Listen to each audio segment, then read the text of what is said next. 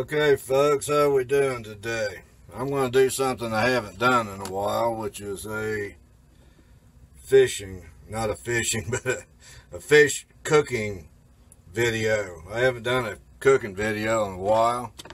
I had this redfish left over. If you saw that video, I caught a pretty good sized redfish, and I've already fed 3 people with it, myself and my 2 friends, the day I caught it. And this rest of it here, I was hoping to add some to it, but we didn't catch another one. So that's been frozen, and I'm going to cook that today. And I'm going to show a real simple recipe. And what I try to do, because I'm a single guy, is not buy big bags of stuff and everything. So that's what this is all about. I'm going to do southern style fried fish, which means we're going to use cornmeal. Now this is a cornmeal mix. I buy this because it already has the cornmeal, already has the flour in it. Now that is a yellow cornmeal mix. Now down south here we use white cornmeal, but when I went in the store, that was sitting there right in front of me, and I really don't care if it's yellow cornbread or white cornbread. They're both good to me, and when I cooked that fish the first time, it was really good too. But anyway, I'm just going to take, now this is a single guy portion. I'm going to put what I'm going to call a good cup and a half in here of that cornmeal mix. Now for a little flavor, I've done a couple of shows before where I use this, and I still don't know how to say that B-A-D-I-A. I don't know if it's Badia or Badia or something else. But anyway, it's really good, and I've said before the reason I like it is because it only has 3% salt. Usually when you get these seasoned mixes, they just really lay the salt to it. And I don't want a whole lot of salt because of health reasons, and also because I don't like stuff just so salty that I can really taste it a lot. But I'm going to put a good hefty tablespoon of that in there. And this is the way I shake stuff. If you want to use a fork or something to stir your seasoning in there, from the looks of that, I'm going to put a little more. I like to see it some in there. This stuff is really good. If I ever get 1 million subscribers, and I did the math on that, I'm not going to live that long. So anyway, there's that all mixed up. I already have this oil heating over here, and I'm just using regular vegetable oil. If you have a particular oil you like, go ahead and knock yourself out. Now what I'm going to do, and here's another little bowl, I'm going to make up what you call an egg wash. And I'm going to put 1 egg in there.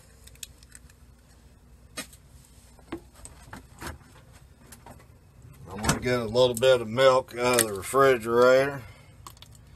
I'm going to pour that in there. I know that's a good 1.5 cups with an egg. Now don't forget, this is something that you would want to, the way you would want to do it for 1 or 2 people.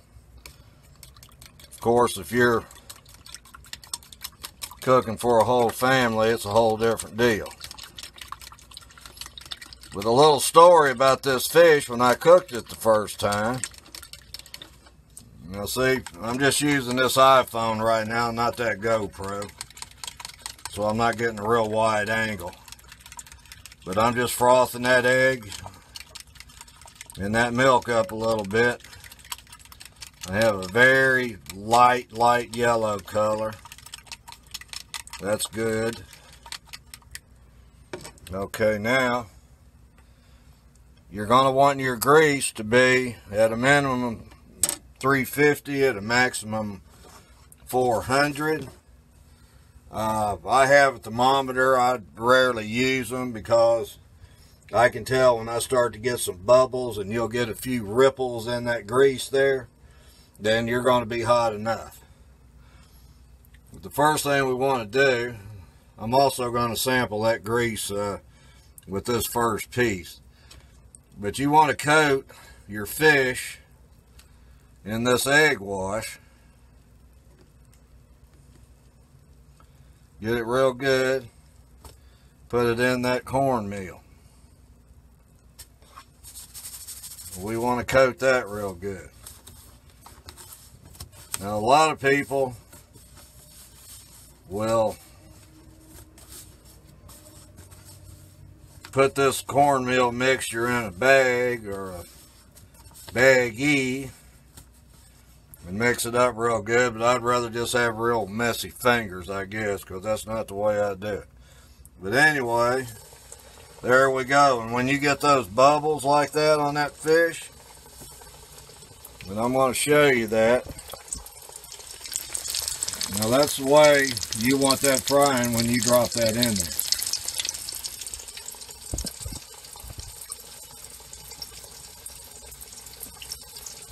While that first is cooking, whoops, we got to do the egg wash first.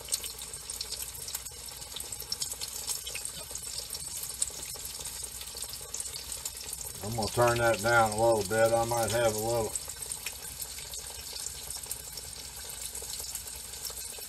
too much heat on that.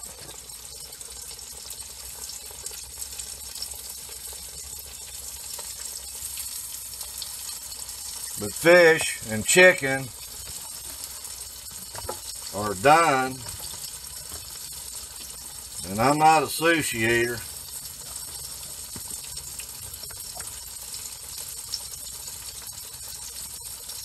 Fish and chicken are done when they get real light in that grease. They'll almost start to float. Actually, they will float, not almost. Now that was all the grease I had.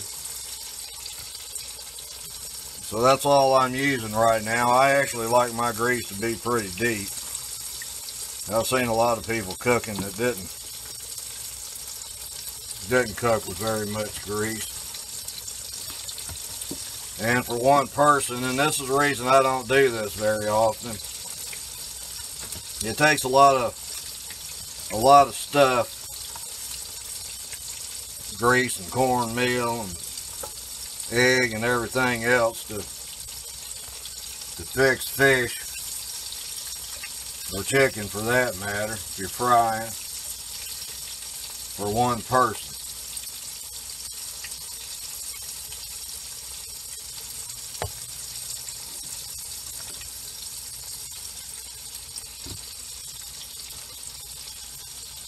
I've got my sink all blocked off, so I'm going to wash my hands over in the shower. I'll be right back in just a second.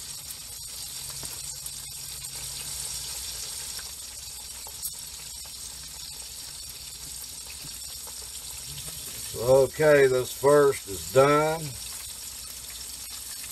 I like to get mine a little darker than most people probably do. Do it the way you like it. It doesn't take very long to cook this now. We're talking 5 minutes. See, that piece fell apart pulling it out. I'm putting this on a plate over here with some paper towel on it so that it will absorb some of this grease.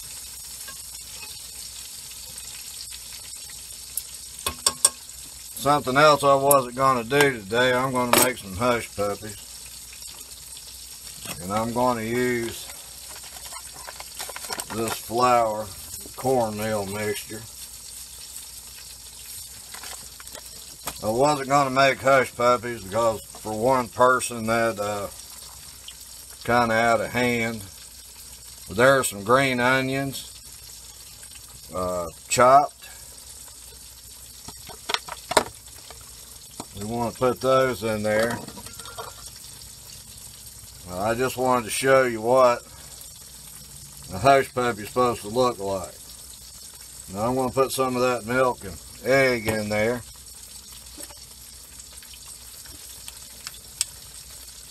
I want this to be thick.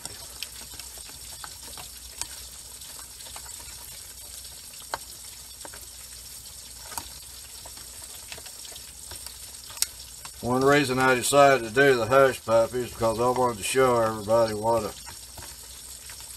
hush puppy is supposed to look like. You go in a place and they hand you these. Looks like, whoop. I have to do that at least once. I don't care if I'm just boiling water. You go in these places and they hand you these little round balls. Looks like cornmeal covered marbles.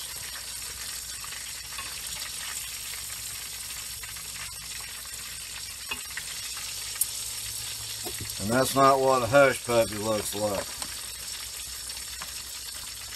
I'm going to thicken this up just a little.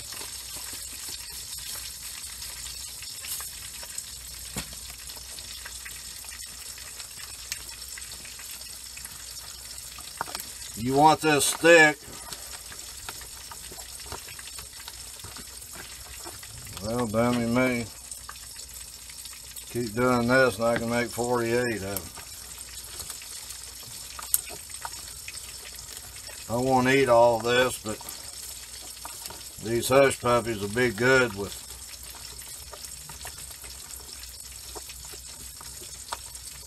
black-eyed peas or butter beans or pinto beans.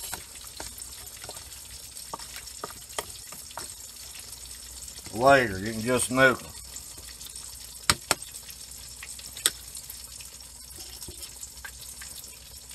Better give myself a little more heat.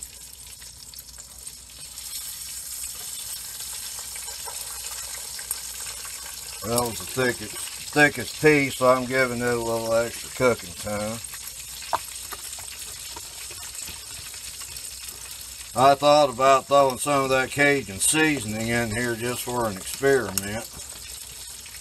And I was kind of chicken. No, I'm not chicken. Let's see what this tastes like in Cajun hush puppies. Who's ever heard of that? We'll find out. If it's no good, I'll tell you, so that you can stay away from it.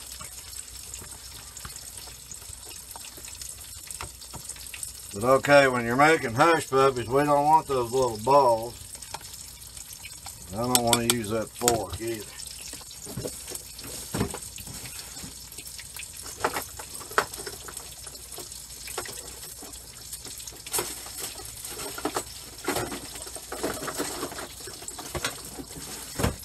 That's another thing about making these big meals all by yourself.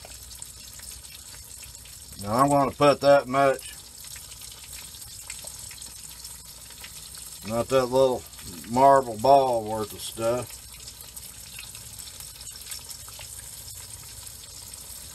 If you have some real thick oil, more of these will bubble up.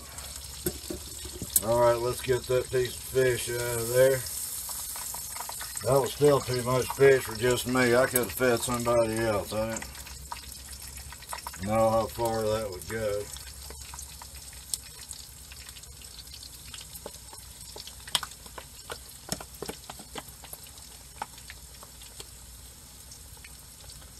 You're a little baby one.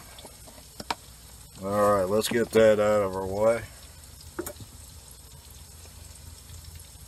See, these are starting to float on the bottom already. I want to show you that. See how that's floating around there? That's real good. Now, like I say, this is not the way my grandma would have made them, or my mother, or any of my aunts, or anybody else. But remember, we're talking single guy in a motorhome. You could be single couple in a motorhome. Alright, let me set this down for a minute.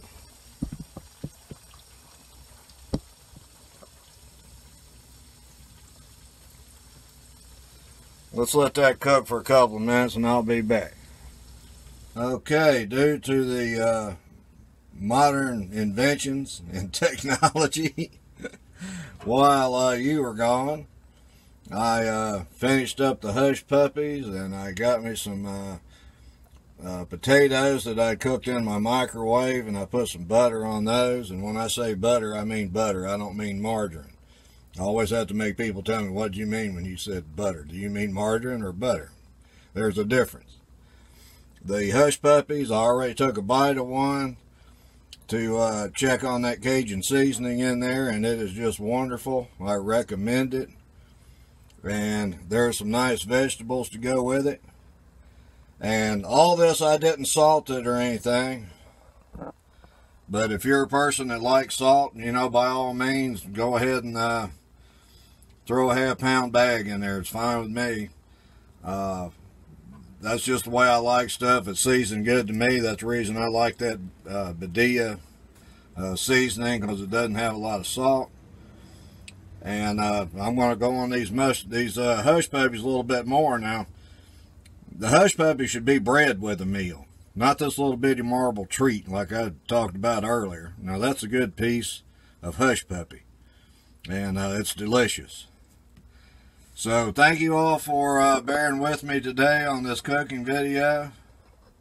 I guess I should tease you a little bit with that white fish too. Look at this. Yum. Good, nice white redfish. So there we have it, and thank you very much for stopping. I forgot to mention, my friend's wife was not a fish eater, and when we had arranged this, I called my buddy Stan, or texted him, told him I'd caught a good fish for us to eat for dinner.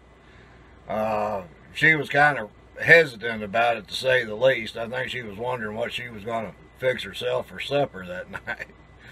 But I cooked this fish up southern style like this, and she took one bite of it and ate her share of the rest of the fish. Let me tell you, she just loved it. So this southern fried fish turned her from not being a fish eater into being a fish eater.